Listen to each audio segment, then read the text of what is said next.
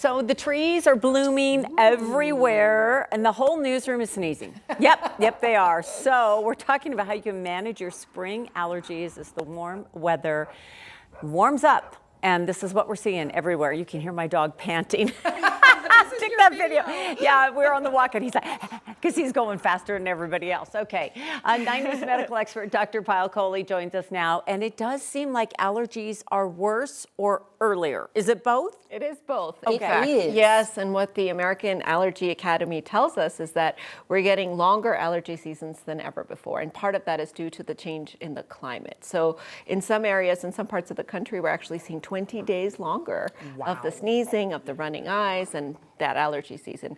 And 8% of Americans suffer from allergies, so it's really common, but we're also seeing the number of people that are responding to allergies increase over time. So if you're someone who's never had allergies, you can actually develop them well into adulthood. I'm glad that you just mentioned that, because my daughter, who's 7, all of a sudden has allergies. Really? She will wake up with puffy eyes and sneezing and sniffling. We gave her some Zyrtec. Yeah. Do you have allergies, Sam? I don't. Oh, I've never had allergies. So my daughter suddenly does. Can it be dangerous, or is it just a nuisance? It can be dangerous. What we're trying to sort of figure out is whether or not the persistent inflammation that's caused by allergies is actually causing tissue damage. So if you think about what happens when you have an allergy, your immune system is overreacting to something. So it sees pollen or mold or whatever you're allergic to, thinks it's something bad, and launches an immune attack, which is why you're sneezing, your eyes are running, your nose is running. What that can do is cause inflammation and damage of the mucosal membranes, which is our first line of protection, our eyes, our nose, our mouth, against the environment.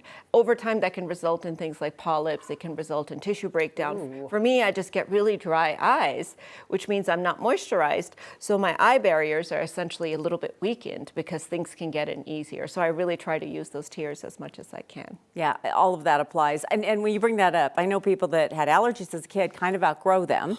And then some as adults, and then you live with them the rest of your life.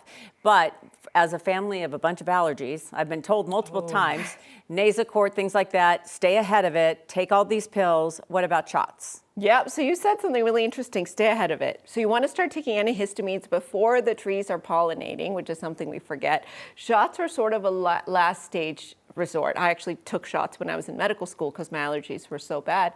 But then I moved away from Boston because I trained at Harvard, and I moved to Denver. Different things. Different pollens and different. So I find it was cumbersome, it was difficult. It worked while I was there, but as I got older and I moved into a different environment, sort of went away. So I'm not a huge fan of reaching for shots right away, even though they seem like they're going to cure your allergies, but instead really adopting some lifestyle changes, which we all should be doing, to kind of keep those allergies at bay. What are the lifestyle changes? You only have 30 seconds. Tell us, Dr. Kohli. Wear your sunglasses, wash your hair, and change your clothes when you come in. Keep those windows closed, and then listen to your meteorologist about those pollen counts, because that's really, really important. And again, if you start developing symptoms as an adult, you haven't had them before, your immune system changes as you get older. So make sure you talk to your doctor about how to manage those symptoms appropriately. Yeah. And then when people say, why do you look so bad? It's my allergies. Right. That's your teeth. Eyes are puffy. Especially because you have to wash your hair all the time. Yeah, at night going to bed with that pollen on your hair is bad news. You could just rinse it, but also your pillow covers, right? We don't think it often enough, but if we're rubbing our hair into a pillow cover and then we're putting our face right next to it, it can actually inoculate that pollen in there. You can get allergy tests to figure out what you're allergic to, but for most of us, as the season gets better, the weather warms up, those pollen counts go down, we feel better. Yeah, unless you're allergic to grass, but I'm not going to take you down on Friday. Okay. Then you wear a mask when you're mowing the lawn. Okay, good. Yeah. Oh, see, Dr. Kohli, you have an answer for everything. You can find more from Dr. Kohli at 9news.com/Dr. Kohli.